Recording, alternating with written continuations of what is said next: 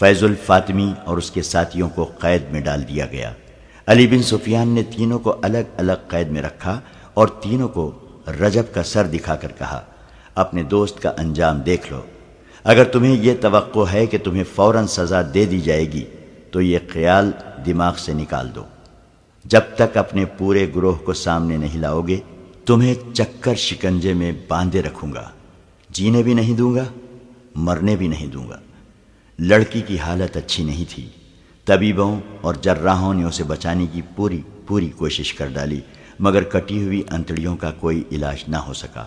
وہ پھر بھی مطمئن تھی، جیسے اسے پیٹ کے مہلک زخم کی پرواہ ہی نہ تھی۔ اس کا ایک ہی مطالبہ تھا کہ احمد کمال کو میرے پاس بیٹھا رہنے دو۔ سلطان ایوبی بھی اس کی عیادت کے لیے آیا۔ احمد کمال امیر مصر اور اپنی فوج کے سالار اعلیٰ کو دیکھ کر تعظیم کے لیے اٹھا تو لڑکی نے اسے ہاتھ سے پکڑ کر اپنے پاس بٹھا لیا۔ احمد کمال سلطان ایوبی کی موجودگی میں بیٹھ نہیں سکتا تھا۔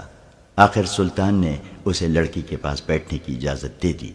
سلطان ایوبی نے لڑکی کے سر پر ہاتھ پھیرا اور شفقت سے صحت یابی کی دعا کی۔ تیسری رات احمد کمال لڑکی کے سرہانے بیٹھا ہوا تھا۔ لڑکی نے انوکھے سے لہجے میں پوچھا، احمد تم نے میرے ساتھ شادی کر لی ہے نا؟ میں نے اپنا وعدہ پورا کیا۔ تم نے اپنا وعدہ پورا کر دیا۔ خدا نے میرے گناہ بخش دیے ہیں۔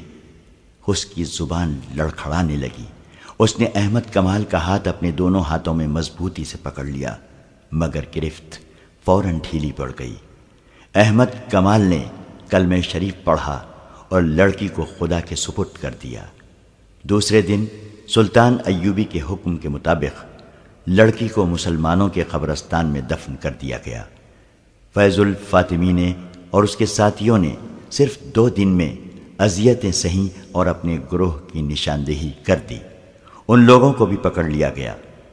مراکشی واقع نگار اسد الاسدی نے سلطان ایوبی کے وقت کے ایک کاتب کے حوالے سے لکھا ہے کہ سلطان ایوبی نے جب فیض الفاطمی کی سزائے موت پر دستخط کیے تو سلطان زار و قطار رونے لگا تھا۔ یہ واقعہ 1171 کا ہے۔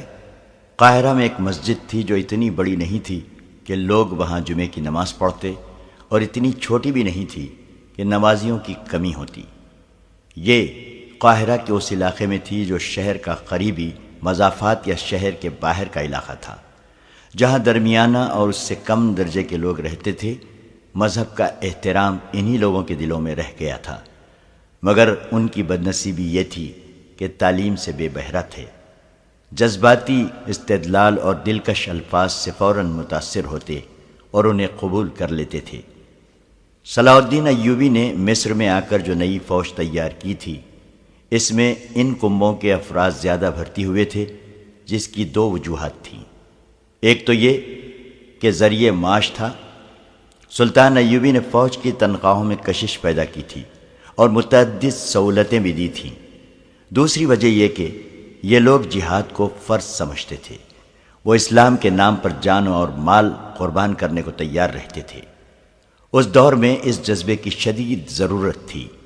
سرکاری طور پر انہیں بتایا گیا تھا کہ صلیبی دنیا عالم اسلام کا نام و نشان مٹا دینے کے لیے اپنے تمام تر ذرائع اور ہر طرح کے ہتھ کنڈے استعمال کر رہی ہے۔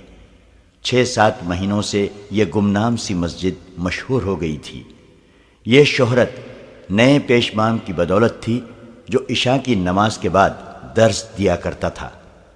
پہلا پیشمام صرف 3 روز ایسی بیماری سے بیمار رہ کر مر گیا تھا جسے کوئی حکیم اور سیانہ سمجھ ہی نہیں سکا۔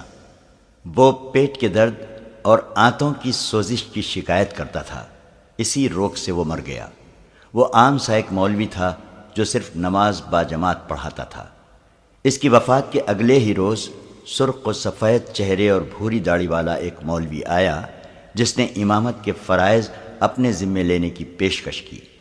لوگوں نے اسے قبول کر لیا۔ وہ کہیں جھوپڑے میں رہتا تھا۔ اس کی 2 بیویاں تھیں۔ اس نے لوگوں کو بتایا کہ وہ علم کا شیدائی اور مذہب کے سمندر کا غوطہ خور ہے۔ وہ خاطر و مدارد کا اور لوگوں سے نذرانے وصول کرنے کا قائل نہیں تھا۔ اس کی ضرورت صرف یہ تھی کہ اسے کشادہ اور اچھا مکان مل جائے جہاں وہ دو بیویوں کے ساتھ عزت سے اور پردے میں رہ سکے۔ لوگوں نے مسجد کے قریب ہی اسے ایک مکان خالی کرا دیا جس کے کئی ایک کمرے تھے۔ لوگوں نے دیکھا کہ وہ دونوں بیویوں کے ساتھ اس مکان میں آیا۔ بیویاں سیاہ برقعے میں مستور تھیں، ان کے ہاتھ بھی نظر نہیں آتے تھے، پاپوش تک چھپے ہوئے تھے۔ اسے لوگوں نے ضروری سامان وغیرہ دے کر آباد کر دیا۔ لوگ ایک تو اس کی ظاہری شخصیت سے متاثر ہوئے، لیکن جس جادو نے انہیں اس کا گرویدہ کیا وہ اس کی آواز کا جادو تھا۔ اس مسجد میں اس نے پہلی اذان دی تو جہاں جہاں تک اس کی آواز پہنچی سناٹا سا طاری ہو گیا۔ ایک مقدس ترنم زمین و آسمان پر وش طاری کر رہا تھا۔ یہ ایک طلسم تھا جو ان لوگوں کو بھی مسجد میں لے گیا جو گھروں میں نماز پڑھتے یا پڑھتے ہی نہیں تھے۔ اسی رات اس نے عشاء کی نماز کے بعد نمازیوں کو پہلا درس دیا اور انہیں کہا کہ وہ ہر رات درس دیا کرے گا۔ 6-7 مہینوں میں اس نے لوگوں کو اپنا گرویدہ بنا لیا۔ بعض لوگ تو اس کے مرید بن گئے۔ اس مسجد میں جمعے کی نماز نہیں پڑھی جاتی تھی۔ اس پیش امام نے جو دراصل عالم تھا وہاں جمعے کی نماز بھی شروع کر دی۔ 6-7 مہینوں بعد اس مسجد اور اس عالم پیش امام کی شہرت دور دور تک پہنچ گئی۔ شہر کے بھی کچھ لوگ اس کے درس میں جانے لگے۔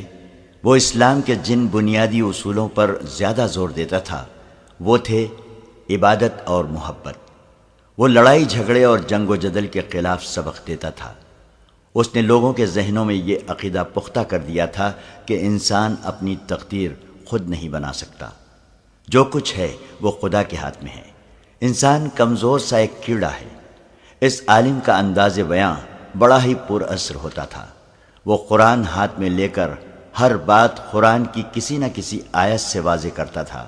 صلاح الدین ایوبی کی وہ بے حد تعریف کیا کرتا تھا اور اکثر کہا کرتا تھا کہ یہ مصر کی خوش بختی ہے کہ اس ملک کی امارت اسلام کے ایسے شیدائی کے ہاتھ میں ہے۔ اس نے جہاد کا فلسفہ اور مفہوم بھی پیش کیا تھا جو لوگوں کے لیے نیا تھا، لیکن انہوں نے بلا حیل و حجت اسے تسلیم کر لیا۔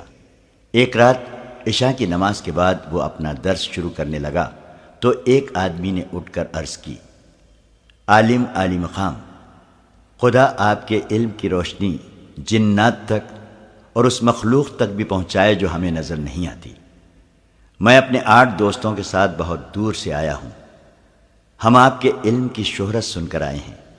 اگر گستاخی نہ ہو اور عالم عالی مقام کی خفگی کا باعث نہ بنے تو ہمیں جہاد کے متعلق کچھ بتائیں۔ ہم شک میں ہیں۔ لوگوں نے بتایا ہے کہ ہمیں جہاد کا مطلب غلط بتایا جاتا رہا ہے۔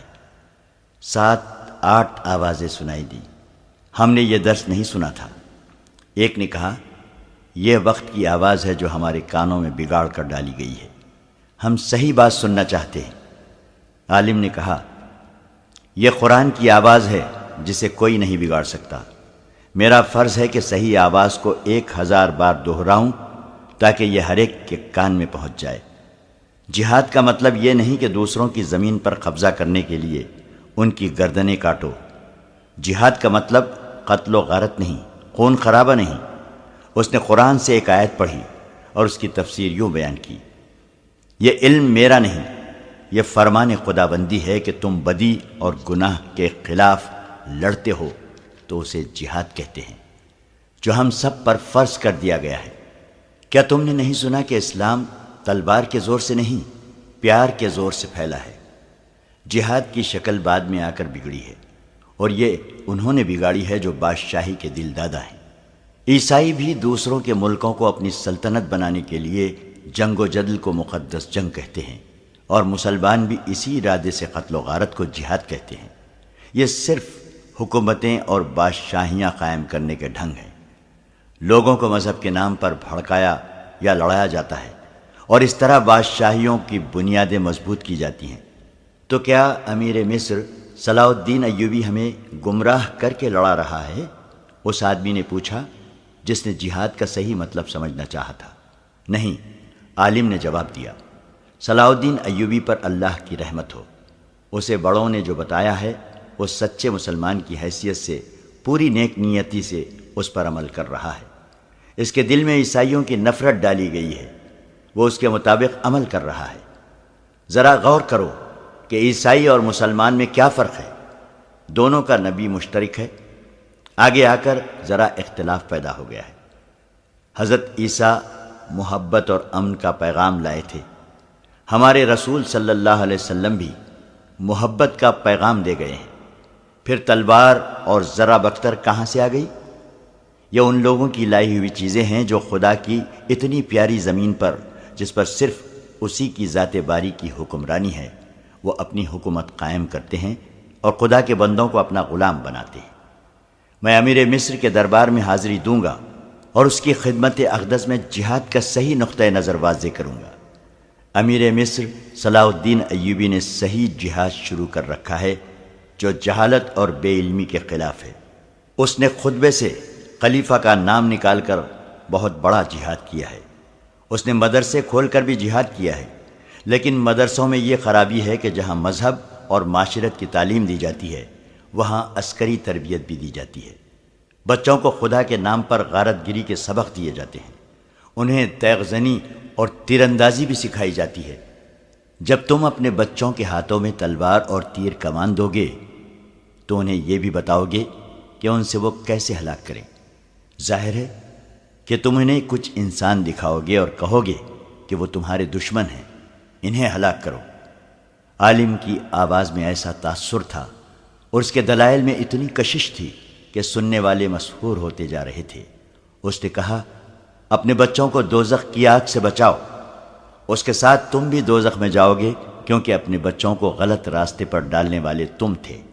تمہیں جنت میں اپنے بادشاہ اور فوجوں کے سالار نہیں لے جائیں گے، پیش امام اور وہ عالم دین لے جائیں گے جن کے ہاتھ میں مذہب اور علم کی قندیل تھی۔ تم دنیا میں ان کے پیچھے چلو گے تو وہ روز قیامت میں بھی تمہیں اپنے پیچھے جنت میں لے جائیں گے۔ روز قیامت جس کے ہاتھ انسان کے خون سے لال ہوں گے، اسے ساری عمر کے اچھے اعمال اور ساری عمر کی نمازوں کے باوجود دوزخ میں ڈال دیا جائے گا۔ ایک نقطہ اور سمجھ لو، تم زکوٰۃ بیت المال کو دیتے ہو۔ بیت المال حاکم وقت کا ہوتا ہے، زکوٰۃ غریبوں اور ناداروں کا حق ہے۔ حاکم وقت غریب اور نادار نہیں ہوتا۔ تمہاری زکوٰۃ جو بیت المال میں جاتی ہے، اس سے گھوڑے اور ہتھیار خریدے جاتے ہیں جو انسانوں کو ہلاک کرنے کے کام آتے ہیں۔ لہذا جو فرض ادا کر کے تم جنت میں جا سکتے ہو، وہ فرض ادا کر کے بھی تم دوزخ میں ٹھکانہ بناتے ہو۔ لہذا زکوٰۃ بیت المال میں نہ دو۔ عالم نے موضوع بدلا اور کہا، بہت سی باتیں عام ذہن کے انسانوں کی سمجھ میں نہیں آتی، انہیں بتاتا بھی کوئی نہیں۔ کیا تم نہیں دیکھتے کہ تمہارے اندر ایک ایسی حیوانی جذبہ ہے؟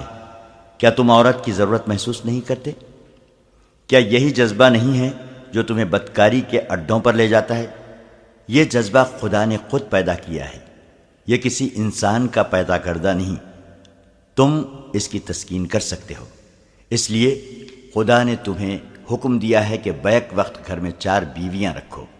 اگر تم غریب ہو اور ایک بیوی بھی نہیں لا سکتے تو کسی عورت کو اجرت دے کر اس حیوانی جذبے کی تسکین کر سکتے ہو جو تم میں خدا نے پیدا کیا ہے، اور انسان اسی جذبے کی پیداوار ہے۔ مگر بدی سے بچو، 1 2 2 3 3 4 4 بیویاں گھر میں رکھو۔ ان بیویوں کو اور اپنی بیٹیوں کو گھروں میں چھپا کر رکھو۔ میں دیکھ رہا ہوں کہ جوان لڑکیوں کو بھی عسکری تربیت دی جا رہی ہے اور انہیں بھی گھوڑ سواری اور شتر سواری سکھائی جا رہی ہے۔ زنانہ مدرسوں میں انہیں زخموں کی مرہم پٹی اور انہیں سنبھالنے کے طریقے سکھائے جا رہے ہیں تاکہ وہ میدان جنگ کے زخمیوں کو سنبھالیں اور اگر ضرورت پڑے تو لڑیں بھی۔ یہ ایک بدعت ہے۔ اپنی لڑکیوں کو اس بدعت سے بچاؤ۔ اپنے باتیں اپنے ان دوستوں اور پڑوسیوں کو بھی سناؤ جو مسجد میں نہیں آتے۔ خدا کے احکام اور کارناموں میں مت دخل دو، یہ بہت بڑا گناہ ہے۔ عالم نے درس ختم کیا تو سامعین، جن کی تعداد اتنی ہو گئی تھی کہ بہت سے لوگ پیچھے کھڑے تھے، مسجد میں بیٹھنے کو جگہ نہ تھی، اٹھ کر عالم سے ہاتھ ملانے اور جانے لگے۔ بعض نے اس کے ہاتھ چومے، جھک کر مصافحہ تو ہر کسی نے کیا۔ ایک ایک کر کے سب لوگ چلے گئے